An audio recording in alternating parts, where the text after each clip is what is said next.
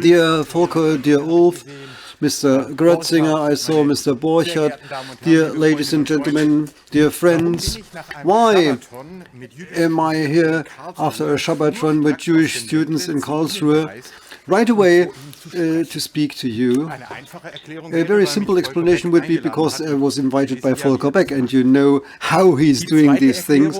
And the second explanation could be that the subject is very much to our hearts in Baden-Württemberg, so that we even funded this meeting, and normally we have to be forced to be paying something. As number three could be that I also enjoyed a scholarship by the Adenauer Foundation, being a worker's child, and I'm very grateful to Adenauer Foundation therefore. But there is also a fourth reason which I would like to mention and which takes us directly to this meeting.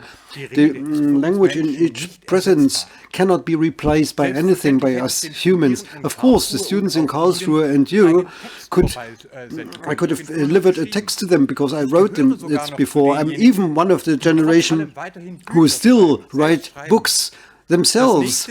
The next about the future of Christianity and media change will be published next week. I've got some flyers, but of course I'm not a professional yet and left them at my table. But especially as an author and as a religious scientist, I have to see that speech as a primary media cannot be replaced by anything. Very few students and even you would have not been so attentive to a text, a written text like this present.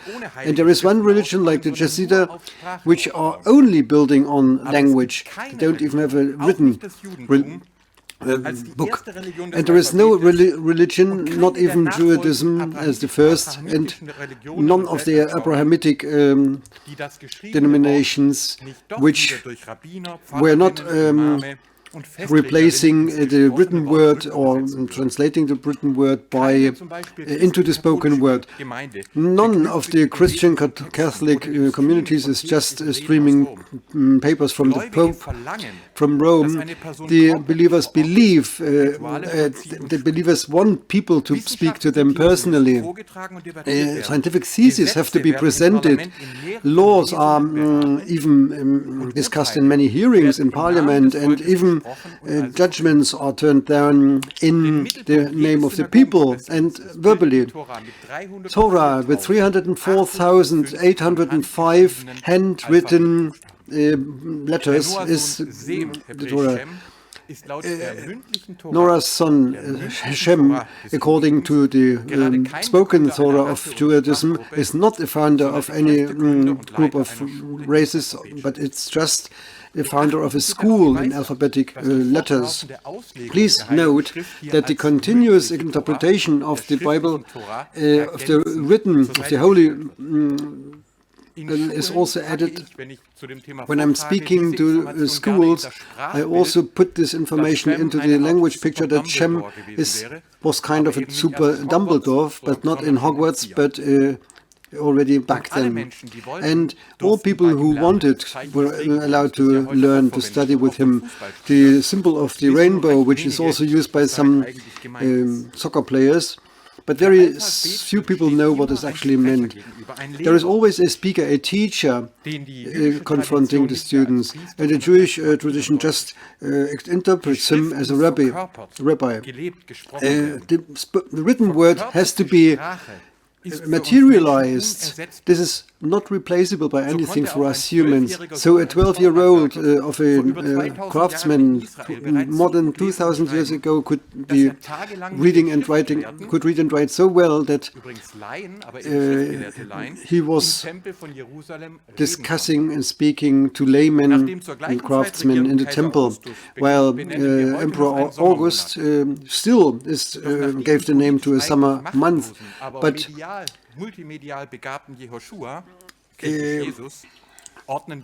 we also are having our time frame due to the Jews, and in the German spoken speeches by Rabbi Moses, Meister Eckhart made its way into our language. I even dare saying, and I put this thesis into this room, that education is the most important word which combines Jewish German and today's German. And education is always both written education and speech. For education, it's not enough to read texts. There has always to be a translation in verbal, in oral. I had a meeting with Rabbi Joel Berger days ago, who is really taking care of his Hungarian roots, and he confirmed that many South German non-Jews address him as our rabbi because over many years he had short speeches on radio in South Germany. Some of you may remember a similar effect with regard to the literary critic Marcel Reich-Ranitzky. The sound of voices, language, dialects has an incredible emotional effect on us people. And we notice that language can unite people and can separate people. My federal state is just mocking itself of not speaking High German, like in Prussia, for example. In Berlin, they just call us cute or hysteric, car builders and very rich people. In our country, in our state, Berlin politics is considered to be arrogant. We are living in the extended Alpine area, but you are calling yourself High German. So according to this very rarely spoken differences, I introduced my home area as Ländle. Some of our people from Baden, be it Jews or non-Jews, might have objected to that because the diminutive le is only existing in Schwäbisch, in Austrian German and in Yiddish. Ländle is a part next to Bubele, Städtele, etc. We don't call ourselves Ländchen. No. I don't dare you say Ländchen.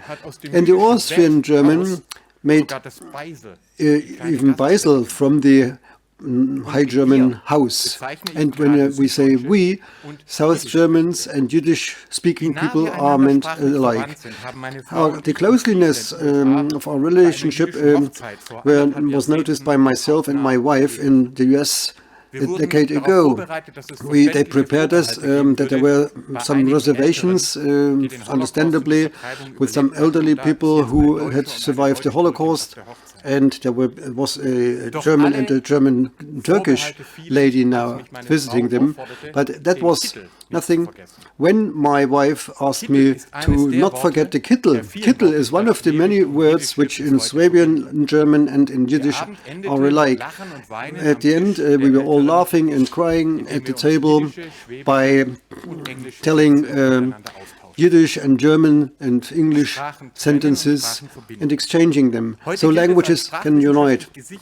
It is safe in scientific language that the original Yiddish was created in the Alpine area, and Jews were then, as a consequence of the pogroms, were then expelled to the other parts of Germany. But still in Germany they say that Yiddish is not a language itself. So that is why the immigrants from the former Soviet Union are in a worse position regarding the Pension Act than those who are recognized as Germans. The old anti-Semitism has just deceiving itself. Even the language of the Jews in Europe is now called Western Jewish or Yiddish, even though this tradition was still considered Jewish German until last century, and until today translation in Jiddisch is called Verdrechen. They also say that the term antisemitic was invented by a historian, but this is not true. We already find warnings to prejudice of antisemitism in Heimat Steintal in the review of psychology and language. Friedrich Schlegel already maintained that Hebrew and Arab are mechanic languages which were inferior to European languages. Built on that, Ernest Renan called or disrespectively called just a group of languages. Hatred for Jews in Germany was already marked by language or by linguistic science before it was really put into practice. And before the racist laws the Nazis enacted, they already expelled or they separated all the names from the German liberal Nathan. Nordpol ist dabei nicht einmal ein Name, sondern der Ort, von dem aus in der NS-Ideologie die weißhäutigen, überlegenen Arier über die Welt gekommen sind. In the alphabet names, they also invented or changed the traditional names, and this remained over several reforms. Only in this year, 2021, finally the alphabetic names have been put back to the original. You can't imagine how many letters we have received claiming to maintain the present names. Even a Germanistic professor announced us to beat us up. My experience is that it's hardly anywhere where you get so much anti-Semitism, racism, and also anti-feminism then with the self-named watchdogs of the language. They even say that women would suppress the birth of Jewish children.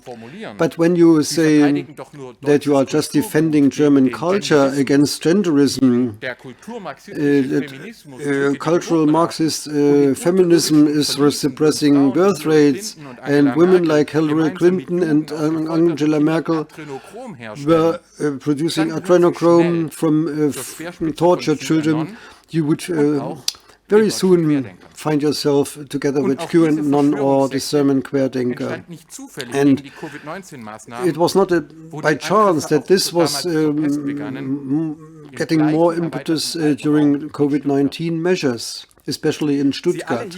You all who are here know that people who say they have a culture, they say, we know that Arabs and Jews are not the same race, that there are no races at all, but still Semites are a certain group of language, although you don't call them Aryans anymore, but Indo-Germans, but somewhat different the Semites are.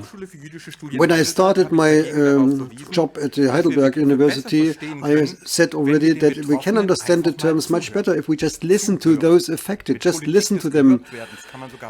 You can even win elections if you listen to people. So it was an honor to me, in the new book Fragt uns doch by Elia Weisband and Elia Habermann, to write the preface. What a genius idea.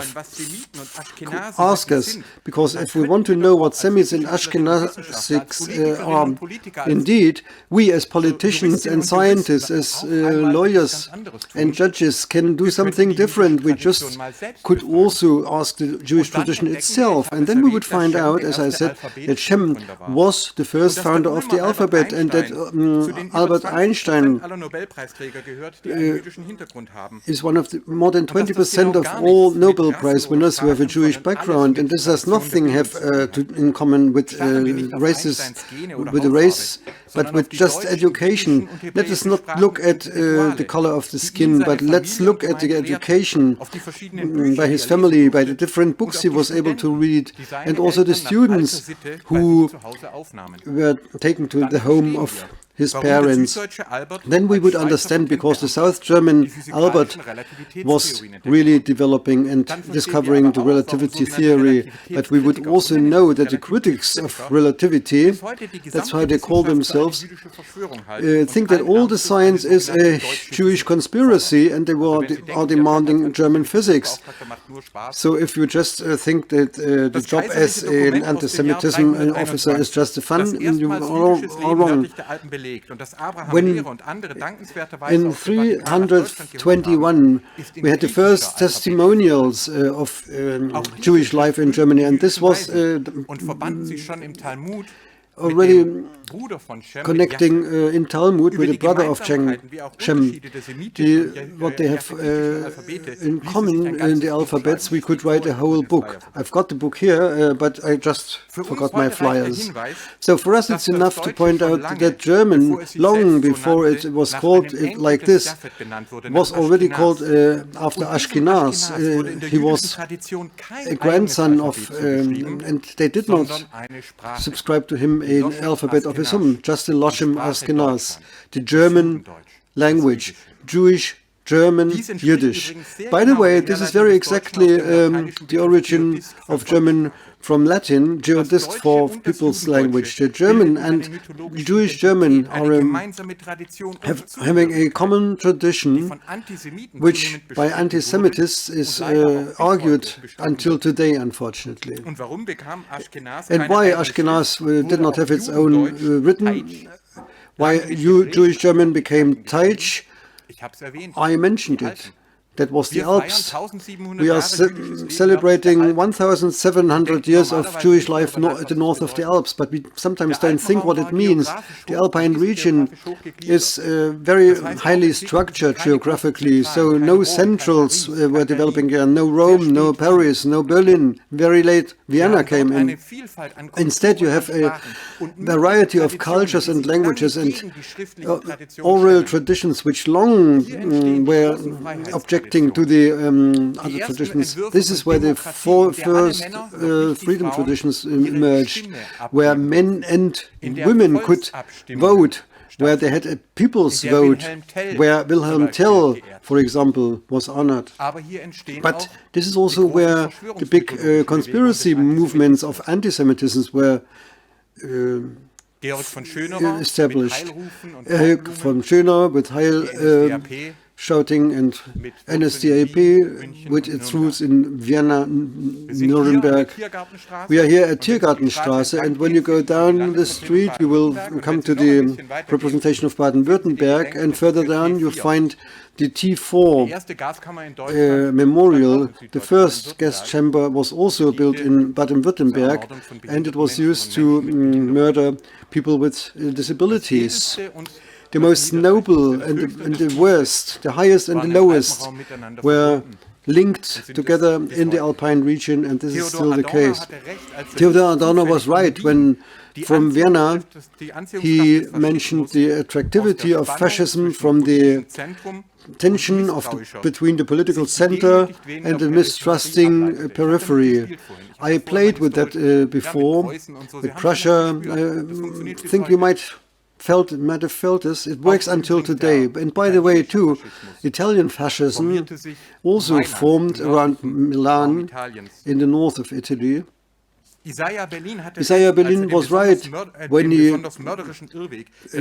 described the erroneous way from the citizens of the small states, where modern republics were considered like murderers.